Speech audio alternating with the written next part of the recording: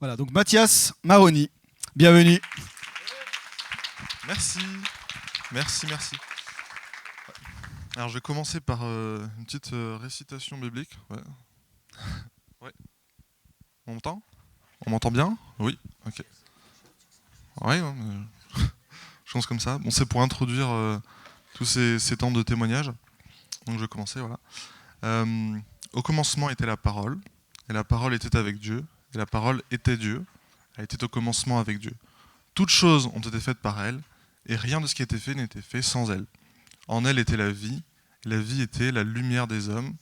La lumière, lui, dans les ténèbres, et les ténèbres ne l'ont point reçue. Il y eut un homme, envoyé de Dieu. Son nom était Jean. Il vint pour rendre témoignage à la lumière, afin que tous crussent par lui. Il n'était pas la lumière, mais il vint pour rendre témoignage à la lumière. Cette lumière était la véritable lumière qui, en venant dans le monde, éclaire tout homme.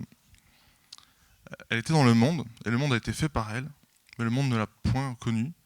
Elle est venue chez les siens, et les siens ne l'ont pas reçue. Mais à tous ceux qui l'ont reçue, à ceux qui croient en son nom, elle a donné le pouvoir de devenir enfants de Dieu, lesquels sont nés, non du sang, ni de la volonté de la chair, ni de la volonté de l'homme, mais de Dieu. Voilà. Amen.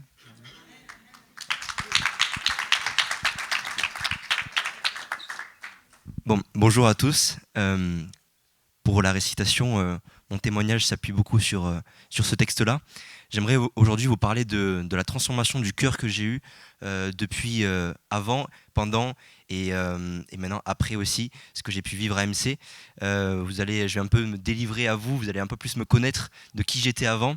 Avant, j'étais un enfant qui était un ado aussi, durant le collège et lycée, qui était un peu réservé, fermé sur moi-même, et j'étais pas vraiment ouvert aux autres, dû à des expériences mal vécues durant le collège et lycée, notamment à cause des relations toxiques que j'ai pu avoir aussi, qui m'ont éloigné beaucoup de la foi en Dieu. Je suis né dans une famille chrétienne, donc j'ai toujours baigné dans la religion et j'ai toujours cru en Dieu, mais c'est pas pour ça que j'avais forcément une relation avec lui. Et donc du coup, je m'éloignais à force de lui, jour en jour, et cela se voyait sur moi, sur mon comportement. J'étais un peu plus méchant, un peu plus aigri, un peu plus fermé, et c'était pas le vrai moi qu'on connaissait, que mes parents avaient connu quand j'étais plus jeune. Et alors, il y avait, et moi-même, je ressentais un besoin.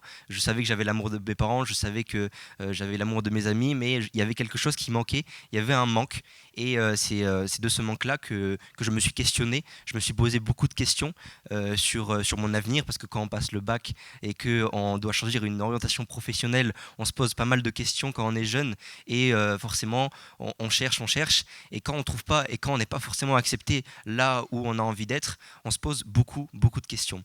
Et donc là, mon cœur, actuellement, il était renfermé, il était dur, et je commençais à aller partout, là où il y avait des bonnes choses, là où il y avait un bon salaire, là où il y avait pour choisir un métier, pour faire des études, là où ça me plaisait. Mais en fait, c'était pas là où Dieu voulait m'appeler. Et donc, j'y réfléchissais de jour en jour, et en fait, ça n'aboutissait à rien. Et alors là, on se pose beaucoup de questions, et moi j'ai envie de dire que Dieu est bon, et Dieu m'a tendu une main, et cette main-là je l'ai saisie. C'est le fait de rejoindre MCA. Le fait d'avoir rejoint MCA, ça m'a vraiment transformé de A à Z, une transformation du cœur totale, qui m'a totalement bouleversé. Ça m'a totalement changé de mon caractère, de ma vision des choses, de qui j'étais vraiment, de mes valeurs aussi. Et un verset clé que j'aime beaucoup, c'est dans Ézéchiel, c'est Ézéchiel 36, 26, où il vous dit je vous donnerai un cœur nouveau, je vous donnerai un esprit nouveau, j'ôterai de votre poitrine votre cœur de pierre, et je vous donnerai un cœur de chair. Et ce verset-là, ce verset phare, m'a vraiment touché durant mon année, parce que je ressentais vraiment, en ayant du recul, que le comportement que j'avais avant, quand j'étais au collège-lycée, était vraiment un cœur dur, renforcé sur moi-même, comme si je n'acceptais pas les autres, si je n'avais pas confiance, des valeurs qui ne sont pas forcément très bonnes. Et quand j'ai rejoint MCA, c'est comme si Dieu m'avait transformé, comme si Dieu m'avait mis son esprit en moi, en fait, comme un esprit nouveau, comme il nous dit dans Corinthiens 5,17, si j'ai la bonne référence, quand on est de nouvelles créatures. Et c'est vraiment ce cœur-là que Dieu m'a donné. C'est une grâce imméritée que j'ai pu recevoir. Et ça ne s'est pas fait tout seul, ça s'est fait avec de l'encouragement des autres, ça s'est fait avec du travail sur du long terme. Et il y a beaucoup de côtés de ma vie qui ont été changés dû au travail d'équipe avec MC. Encore hier à ADSL, enfin samedi à ADSL, je parlais des amis dans la foi aux enfants. Et ben ça aussi, ça a joué quelque chose. Les amis dans la foi, c'est vraiment important et ça m'a changé aussi dans ma vision des choses. Et pour illustrer un peu mon témoignage, j'aimerais prendre l'exemple d'une pierre et d'une éponge. Alors je vais vous faire interagir un peu. Voyez-vous, la pierre, si on la jette dans l'eau, la pierre déjà coule, mais l'eau est autour de la pierre, mais elle n'est pas dans la pierre. Si on jette par exemple une éponge à côté, l'éponge de son côté, elle, l'eau est autour de l'éponge et elle est dans l'éponge puisque l'éponge absorbe l'eau. Alors si on peut répéter, ici on a la pierre. Si je jette la pierre dans l'eau, la pierre fait quoi? Elle coule et l'eau est où? Est-ce qu'elle est dans la pierre? Ok, maintenant de ce côté, l'éponge, si je la jette dans l'eau, l'éponge est où? Elle est dans l'eau et l'eau est où? Dans l'éponge et autour de l'éponge. C'est voilà que on peut symboliser la pierre comme le cœur de pierre et l'éponge comme le cœur de chair que j'ai eu. On peut imaginer que l'eau est le Saint-Esprit. Le Saint-Esprit est autour de nous comme la pierre, elle est partout, la présence de Dieu est omniprésente, mais moi, mon cœur était tellement dur que le Saint-Esprit ne pouvait rentrer. En tout cas, c'est à cause de moi, parce que moi, je le refoulais. Je ne voulais pas qu'il rentre en moi. Et c'est pour ça que l'eau n'arrivait pas à rentrer dans la pierre. Comparé à cette éponge-là, qui, elle, absorbe l'eau, c'est un état de cœur qui a été changé. Et du coup, j'ai accepté le Saint-Esprit en moi. Et c'est cette différence-là, on pourrait aussi dire que la pierre est tellement dure qu'elle coule au fond de l'eau, alors que l'éponge, à son tour, elle flotte sur l'eau. C'est aussi des symboliques qui peuvent représenter le Saint-Esprit qui est en nous ou alors hors de nous. C'est voilà mon témoignage que je voulais apporter, un encouragement aussi à accepter que nous ne sommes pas totalement purs et que nous avons besoin de changement tout le temps. Encore aujourd'hui, j'ai besoin de travailler sur certaines choses, mais je suis fier d'avoir rejoint cette année MCA et je suis fier d'avoir partagé des moments avec l'équipe ici présente. Il nous reste encore un mois à vivre pendant cette tournée, mais je suis persuadé que ça va être bénéfique encore. Et voilà, aujourd'hui, c'était mon témoignage.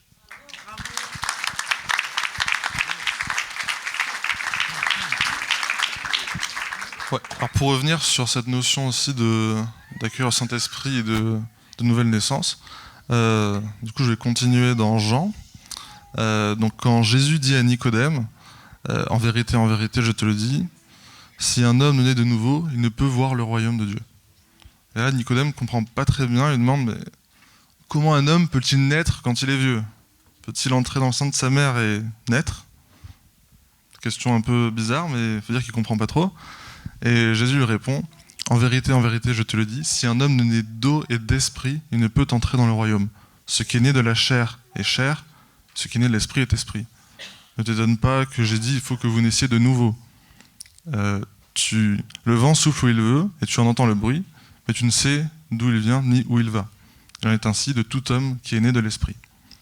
Et ce passage, je voudrais le mettre aussi en parallèle avec un passage dans Jean 14, où Jésus dit et moi, je prierai le Père, et il vous donnera, il vous enverra un autre consolateur, afin qu'il demeure éternellement avec vous, l'Esprit de vérité, que le monde ne peut recevoir, parce qu'il ne le connaît point et qu'il ne le voit point. Mais vous, vous le connaissez, parce qu'il demeure avec vous, et il sera en vous. Et merci. Il dit, je ne vous laisserai pas orphelin, mais je viendrai à vous. Et c'est vraiment une promesse qu'on a de Dieu, et qui est vraiment incroyable quand on y pense. Je ne sais pas si on mesure toujours, mais dans d'autres foi, il n'y a pas cette notion de Dieu avec nous et en nous. C'est vraiment une promesse formidable qu'on a, que Jésus nous fait. Voilà.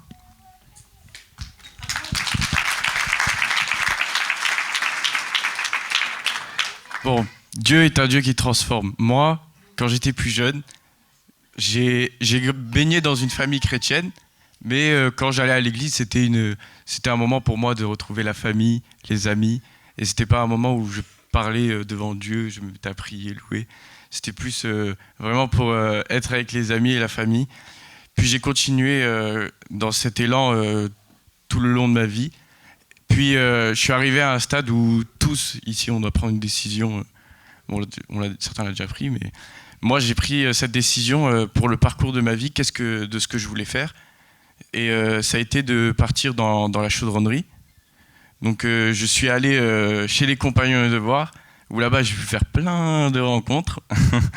J'ai pu rencontrer notamment aussi une fille avec qui je suis resté pendant 2 ans. J'ai pu rencontrer des amis aussi, on va dire, que je considérais beaucoup. Donc j'étais beaucoup influencé par eux et tout, parce que je voulais leur correspondre. Je voulais vivre un peu comme eux, on va dire, de manière cool. Donc j'avais commencé à fumer, à boire un peu d'alcool aussi, parce qu'on a envie de correspondre aux autres et de s'intégrer, quoi. Donc j'ai fait ça pendant 2 ans. Puis j'ai obtenu mon diplôme chez les compagnons. Et je suis arrivé après dans une autre ville, au Mans. Et arrivé au Mans, j'avais pas d'entreprise. Et je savais pas quoi faire et j'étais perdu. Puis la relation avec cette fille se passait vraiment mal. Donc j'ai préféré tout arrêter. Je suis rentré chez moi. Mais là, du coup, j'étais là. Mais attends, mais je fais quoi? Chez les compagnons, pour moi, c'était fallait que je termine, fallait que j'obtienne le grade de compagnon, gagner des sous après tout ça. Mais j'ai décidé de tout arrêter. Donc j'étais perdu en fait, parce que pour moi, c'était toute ma vie. J'allais faire ce métier tout le long de ma vie. Et du coup, en fait, je suis rentré chez moi en septembre, quelque chose comme ça. Et du coup, j'étais là, j'ai rien à faire, je sais plus quoi faire. Et la relation se termine. J'étais vraiment au plus mal, j'étais dans une forme de dépression un peu, on va dire. Donc j'ai essayé de combler, on va dire, ce vide, enfin tout ce que je venais de perdre en partant avec des amis, parce que à la famille, je sentais pas trop, on va dire, ce manque que je venais de perdre. Et puis fallait que je trouve un travail, tout ça, mais c'est pas ce que je voulais, parce que j'étais dégoûté en fait de ce que je venais de vivre. Donc je partais faire des soirées et tout avec des amis à Tarbes, pratiquement tous les week-ends. Et en fait, à un moment, je voyais que c'était plus pour moi. Et puis, il y a Dieu m'a envoyé, en fait, à travers mes relations, il m'a envoyé mon oncle pour me demander une première fois de faire MCA. Sauf que moi, j'ai pas... Ma première réaction, c'était de voir ma mère et de faire, mais qu'est-ce qu'il me demande là? Je peux pas faire ça. Et du coup, j'ai même pas répondu à son message, en fait. Et donc, j'ai continué, en fait, à faire ce que je faisais, alors que je savais qu'au fond de moi, c'est pas ce que je voulais. Puis, je suis arrivé à Noël.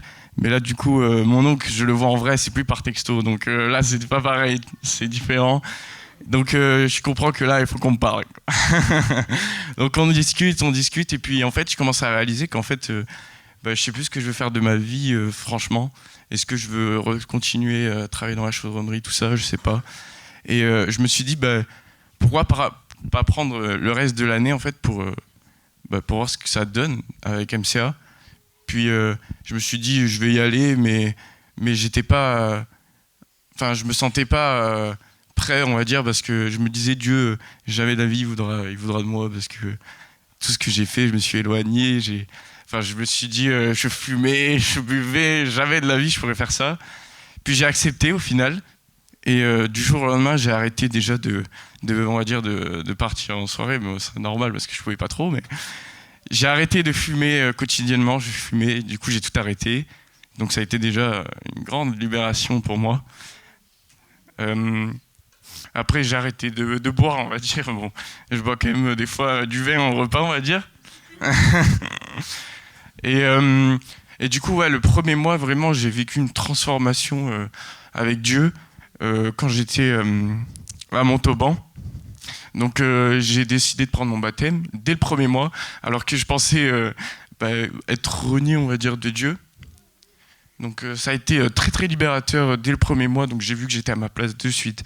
J'ai vu déjà que je commençais à être, on va dire, solidifié dans ma foi avec Dieu dès le premier mois. Puis ça n'est suivi avec Pierre Kranga. Bon, alors là, on n'en parle même pas. C'était vraiment j'ai un autre moment encore incroyable. Puis après, il y a eu un camp d'évangélisation Connect Plus. Bon, là, je fais un après, mais très long. Et Connect Plus, pareil, mais alors là, un truc de fou. Parce que je me disais, ça fait 6 mois que je suis MCA. Et moi, il y a 6 mois, j'étais un délinquant, on va dire, à faire n'importe quoi et tout. Et là, je me retrouve à Connect Plus, dans la rue, en train d'évangéliser d'autres gens, à prier pour eux. Et j'étais là, mais comment c'est possible en fait? Enfin, jamais de la vie, j'aurais cru pouvoir faire ça en 6 mois.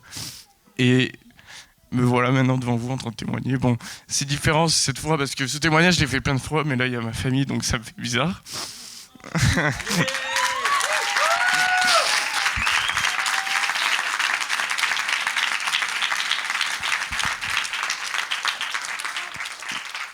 Donc voilà, là, je suis vraiment très content de pouvoir le témoigner. Et je veux juste dire que, en fait, peu importe ce qu'on a pu vivre, ce qu'on a pu, par où on a pu passer, Dieu, il nous transforme.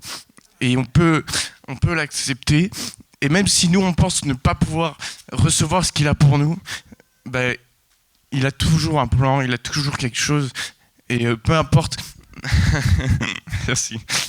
Et peu importe ce qu'on a fait, peu importe ce qu'on pense avoir fait de mal vis-à-vis de Dieu, ben, lui, il accepte toujours le pardon. Et faut juste pouvoir lui dire et l'exprimer, en fait. Et je veux vraiment remercier du coup MCA, tout le staff d'MCA de m'avoir permis de vivre ce moment. Donc voilà, c'était mon témoignage et je voulais vraiment vous dire, laissez-vous transformer quotidiennement et écoutez ce que Dieu a pour vous. Voilà.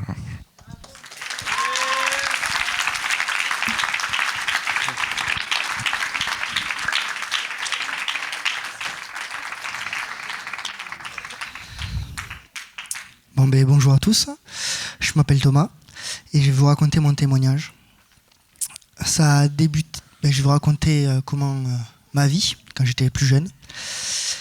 Il s'est avéré que j'avais beaucoup de difficultés à l'école, beaucoup de difficultés à l'écrit, à l'oral, à apprendre. Et ces difficultés ont entraîné beaucoup de moqueries, de discrimination, de rejet de la part des autres élèves. Et ça a aussi entaché la vision que j'avais sur moi-même. Ça a entaché à un point que je pensais que j'étais inutile, que je servais à rien, que de toute façon que je fasse quelque chose de ma vie ou pas, ça servait à rien, que quoi que je fasse, quoi que je dise, les autres ils le voyaient pas, ils l'entendaient pas. Et ça a été très dur parce que je parlais pas aux gens, je m'ouvrais pas, j'allais pas vers les autres, je restais avec eux tout seul. Même quand on me demandait comment ça allait, je disais ça va, comme attitude de façade. C'était un ça va, au moins on me pose pas de questions, je suis tranquille. Et ça a été très dur, très mentalement. Et toutes ces moqueries ont entraîné un point où je me suis dit, à 16 ans j'arrête l'école. De toute façon, ça sert à quoi que j'aille à l'école? Je suis nul, je sers à rien. Et ce moment-là, je peux le placer quand Pierre est dans la barque, qui se fait balloter par le vent, qu'il a peur, qu'il est replié sur lui-même et qu'il ne s'ouvre pas. Et Dieu m'a demandé de faire un pas de foi que j'ai réalisé. J'avais une idée, un rêve. Je voulais être fromager affineur. Et Dieu m'a dit, tu veux être fromager affineur, d'accord? Va au lycée. Va travailler, va à l'école. Et donc j'ai dit d'accord, je suis allé au lycée, et là j'ai vu ma moyenne augmenter en un seul trimestre et prendre 5 points.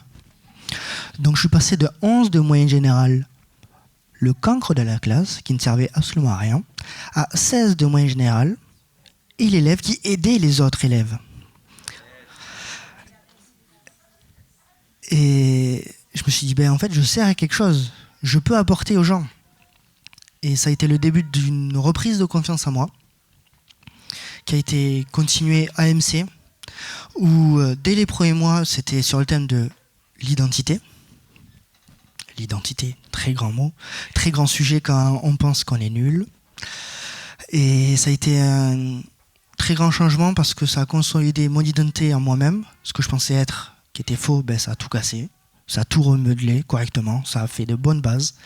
Identité aussi sur Jésus, qui était Dieu, qui était un père, un réel père. Parce que je pensais que c'était un père parce qu'on l'avait dit. Donc j'ai fait ok, je le prends. Au moins, comme demande, je peux le reformuler. Et là, j'ai réellement pris conscience que c'était un père, qu'il était avec moi et qu'il avait déjà été avec moi, même avant, même quand j'étais au plus bas, il était avec moi.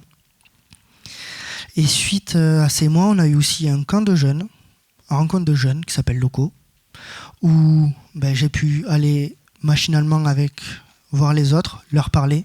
Alors j'étais très timide, que je n'aimais pas parler aux gens, parce que je me demandais qu'est-ce qu'ils allaient penser de moi, qu'est-ce qu'ils allaient dire de moi après que je sois parti, ou quand j'arrivais. Et j'ai été agréablement surpris à devoir prendre le micro pour témoigner ce que j'avais reçu à Loco. Et ça a été la première fois que j'ai pris le micro. Et c'est la première fois que je parlais devant des gens ouvertement de ce que je ressentais. Et ça m'a beaucoup aidé. Après, j'ai pu prendre conscience que je pouvais aider les jeunes, plus jeunes que moi, grâce quand j'étais à l'église, on me demandait d'être un animateur, mais pas un animateur, d'être un suppléant pour aider. Et là, cette année, j'ai dû réellement faire les programmes, les animer, et ça a été un gros challenge. Et là, tout récemment, comme William en parlait, on a eu Connect Plus, un camp d'évangélisation, où dès la première soirée, on a prié pour moi pour que la crainte de l'homme disparaisse de ma vie et que je sois libéré de la crainte de l'homme. Et donc, on a prié pour moi. Et le lendemain, on devait aller dans la rue. Voir un premier groupe. Oui, c'est ça. Voir, je crois que c'était au début, oui. Les musulmans, non? Oui, c'est ça. Donc, on a eu des enseignements pour comment aborder les musulmans pour parler de la foi. Ou déjà, quand on te dit ça, tu fais d'accord. Moi, je vais devoir parler à des gens qui pensent des trucs sur moi et qui pensent des trucs sur eux-mêmes. Donc, je fais d'accord. Donc, j'y suis allé. Heureusement, j'étais avec Anissé, qui est un expert, je dirais, du sujet, qui nous a, entre guillemets, épaulé et nous a montré comment il fallait faire. Et la soirée, ça a été aussi évangéliser, donc partager son témoignage devant les gens, faire des mimes, danser. Et moi là, j'étais un peu plus réservé, mais j'allais quand même vers les gens. On me demandait Thomas, tu vas aller là? Je fais oui, pas de problème. Mais je parlais pas trop, je laissais d'abord les gens parler et après j'annonçais ce que je devais annoncer. Donc la soirée se passe. Et la deuxième journée, là je suis un peu plus entreprenant, donc je vais plus vers les gens. Et c'est moi qui commence à initier les conversations. Et ça a été un grand changement.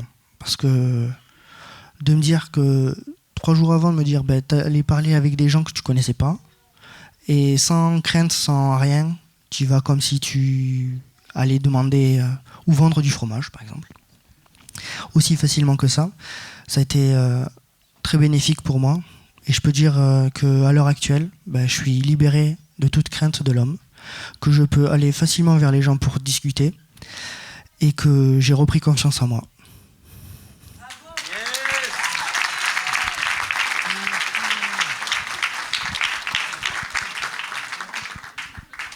Ok, c'est mon tour. Donc je me représente, Mathias Maroni. Donc moi, je viens d'une famille chrétienne. Pour ceux qui connaissent, du coup, mon père est pasteur, mes 2 grands-pères étaient pasteurs aussi, donc il y avait un héritage familial assez conséquent, et on peut se dire qu'avec une famille comme ça, il fallait au moins que je sois un petit peu chrétien quand même, minimum, quoi. C'était le cas, parce que voilà, j'ai fait des camps de jeunes, les scouts, tout ça, chrétiens. J'ai eu des bonnes expériences où je savais que Dieu était là, qu'il existait, qu'il m'aimait, et je croyais. Je pense que j'étais vraiment sauvé, mais j'ai pas fait cette étape d'accepter Jésus comme mon Seigneur et comme maître de ma vie.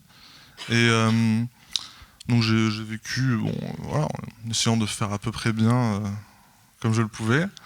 Et arrivé au début de ma vie adulte, en fait, je savais pas quoi faire. J'ai essayé un peu des études, un peu les langues, j'ai fait un peu informatique. À un moment, je voulais même être gendarme. Ça me paraît un peu bizarre quand j'y repense comme ça. Mais voilà, j'étais un peu perdu, je savais savais pas où aller. Et en fait, il y a un moment où Dieu m'a vraiment appelé à faire MC. Alors moi, j'en suis pas rendu compte sur le coup, mais au travers de différentes relations, voilà, j'ai vraiment compris que je devais y aller.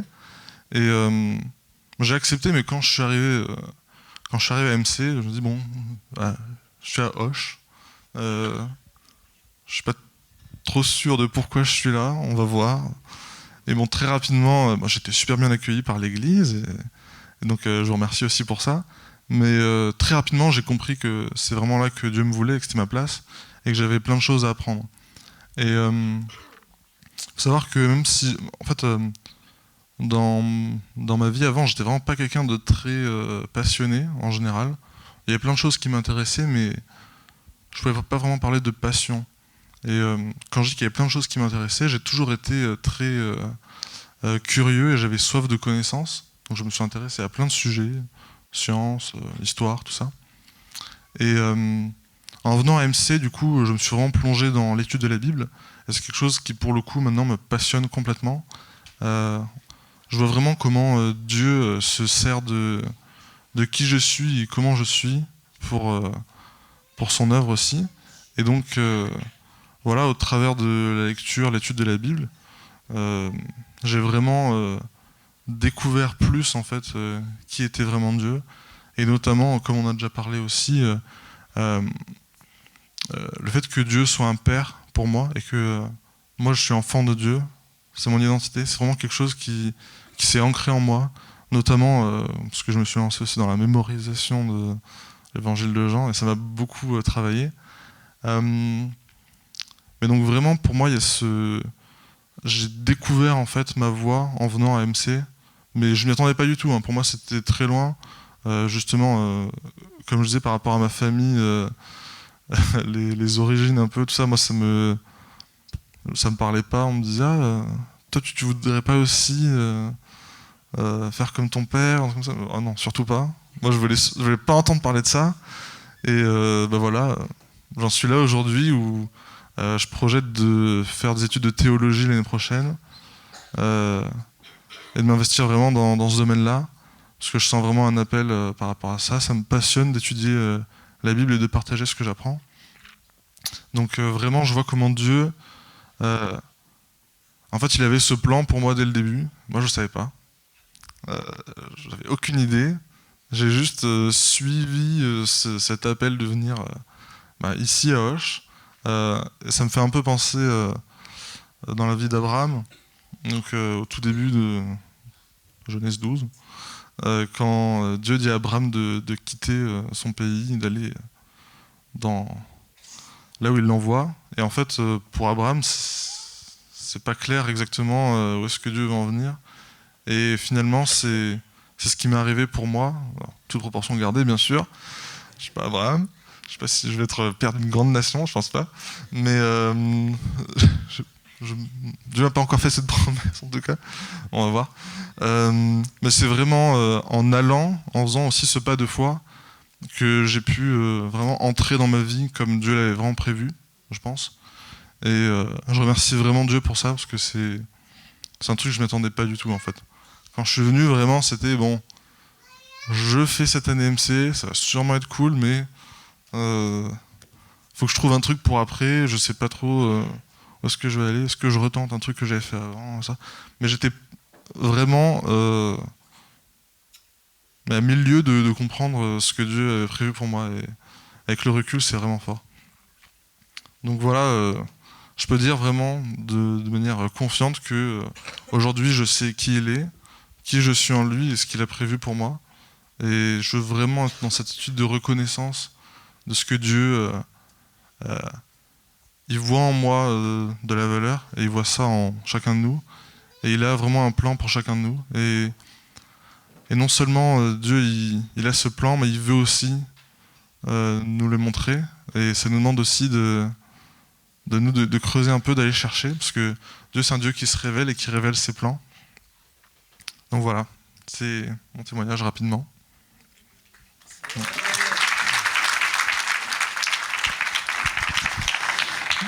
Merci Mathias, merci Théo, Thomas, William pour ces témoignages. Une partie en tout cas, il y aurait tellement à dire après tous ces mois passés ensemble. Dieu est un Dieu qui se révèle et qui révèle ses plans. Je reprends donc ce que Mathias vient de dire à l'instant pour dire qu'il y a vraiment une invitation de la part de Dieu pour tous à le rencontrer. Et ce que j'aime dire lorsque je me déplace avec Nathan, lorsqu'on prêche ensemble sur l'amour de Dieu et l'amour du Père, c'est qu'il est le Dieu de la rencontre et qu'il vient toujours à notre rencontre et il vient dans notre actualité, il nous prend toujours là où nous en sommes. Il n'est pas un Dieu qui attend que nous parvenions à certains stades, mais il est celui qui vient à notre niveau pour nous rappeler son amour, ses promesses, sa bonté, sa fidélité. Et ça, c'est ce qui résonne toujours très très fort dans mon cœur, parce que c'est une invitation de la part de Dieu qui est toujours à l'initiative. Il faut savoir que Dieu est toujours à l'initiative de l'histoire. Il est toujours celui qui initie.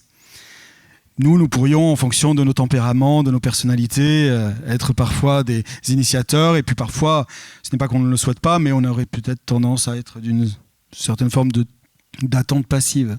Mais Dieu n'est jamais passif. Il est toujours à l'initiative et il est toujours celui qui vient à notre rencontre pour nous rappeler son amour, nous rappeler ses projets de paix et de bonheur et nous révéler son cœur afin que nous puissions le porter et être une lumière et briller dans la société dans laquelle nous sommes, partout où il nous envoie. Nous nous réjouissons à travers les 70 étudiants qui ont fait la formation MCA de voir la réalité d'un engagement de terrain très concret dans de multiples sphères d'activité dans notre société. Que ce soit au sein d'engagements ecclésiaux, dans l'Église pour certains, tout comme dans la société pour d'autres, dans l'économie, dans l'art, dans le cinéma, dans l'éducation et dans la politique. De nombreuses sphères d'implication de plusieurs anciens étudiants. Et ça, c'est vraiment le cœur de notre vision, c'est de lever une génération qui va se déployer dans la société afin de porter tout ce qu'ils vont vivre dans la présence de Dieu, que ce soit pendant ces quelques mois de formation, comme ce le sera tout après, puisque évidemment, ce n'est qu'une saison particulière, c'est un style de vie qui se développe, qui est amené à se développer et à se perpétuer dans les années et dans notre parcours de vie. On se réjouit donc pour Théo et pour William de célébrer aussi leur baptême. Ce sera le 7 juillet ici même. L'après-midi, nous aurons un temps de clôture MCA et un temps de baptême donc pour William et Théo. Voilà, ce sera le 7 juillet. Une belle fête en perspective. Et puis Sarah va se faire baptiser également le 30 juin. Donc une belle fête encore en perspective. On se réjouit de ce que Dieu fait dans la vie de Sarah aussi. Et puis, on aura l'occasion ce jour-là d'entendre son témoignage. Donc, une date à retenir pour célébrer ensemble ce que Dieu fait. Avant d'aller plus sur un registre d'informations générales et de planning, etc., j'aimerais simplement qu'on puisse reprendre ce dernier chant que nous avons pris tout à l'heure. Il est le Dieu de la promesse. Il est fidèle. Et l'invitation que j'aimerais faire à chacun, c'est que s'il y a quelque chose qui est venu à votre rencontre ce matin à travers les témoignages, où vous vous dites « mais oui, j'ai envie moi aussi de découvrir ou de redécouvrir cette fraîcheur, cette réalité de ce Dieu qui se révèle, de ce Dieu qui interpelle, de ce Dieu qui guérit, de ce Dieu qui restaure. » J'ai beaucoup aimé ce que William disait dans le sens où il nous invitait à nous laisser transformer au quotidien. Et si c'est une invitation à se laisser transformer au quotidien, c'est bien que c'est une invitation qui se renouvelle au quotidien. Au quotidien, je peux faire un pas de plus dans la transformation que Dieu a pour moi. Et aujourd'hui, nous pouvons faire encore un pas de plus dans ce que Dieu veut pour nous, dans la transformation qu'il veut opérer dans nos cœurs. Il fait une œuvre magnifique et il fait une œuvre glorieuse dans chacune de nos vies. Et personne n'est disqualifié de cette œuvre. Personne n'est disqualifié du projet de Dieu, quel que soit ce que nous vivons, quels que soient les défis, quelles que soient les difficultés. Il y a une invitation de la part de Dieu qui est constante et permanente. Et alors que nous reprenons ce chant, eh bien, j'aimerais que nous puissions, en tant qu'équipe MCA, avec les ministères de l'Église, prier pour vous, pour que vous soyez touchés de la part de Dieu, bénis, Vous pouvez donc pour ce faire, si vous le souhaitez, venir sur le devant. On va prendre quelques minutes seulement pour prier et appeler la bénédiction de Dieu. Il est le Dieu qui transforme, il est le Dieu qui guérit, il est le Dieu qui libère, il est le Dieu de l'impossible. Et nous croyons que ce matin, nous pouvons sortir de ce lieu en étant touchés par ce Dieu qui est tellement grand, tellement puissant. Alors, levons-nous ensemble si vous le voulez bien. Et après ce temps, nous aurons encore un petit temps d'annonce avant de conclure notre culte ensemble. Seigneur, nous te remercions maintenant pour l'action de ton esprit qui agit dans ce lieu à travers nos vies. Nous voulons te laisser toute la place, Père, pour la manifestation de qui tu es dans ce lieu. Seigneur, c'est toi qui viens à notre rencontre. C'est pourquoi nous nous ouvrons à toi maintenant. Nous portons nos regards sur toi et sur toi seulement. Nous décidons de ôter le regard de nous-mêmes, de tout ce que nous pourrions considérer comme étant pas à la hauteur, parce qu'en fait, la bonne nouvelle, c'est que personne n'est à la hauteur. C'est bien pour ça qu'on appelle la grâce, c'est qu'elle est imméritée. Et cette grâce-là, elle est pour toi, elle est pour moi, on en a tous besoin. Et ce matin, on veut se laisser imbiber dans cette grâce, se laisser visiter de cette grâce, et on veut toucher le cœur du Père. Alors, Seigneur, merci. Viens maintenant, Saint-Esprit. Viens, Saint-Esprit, maintenant, toucher les vies, toucher les cœurs. Alléluia, alléluia.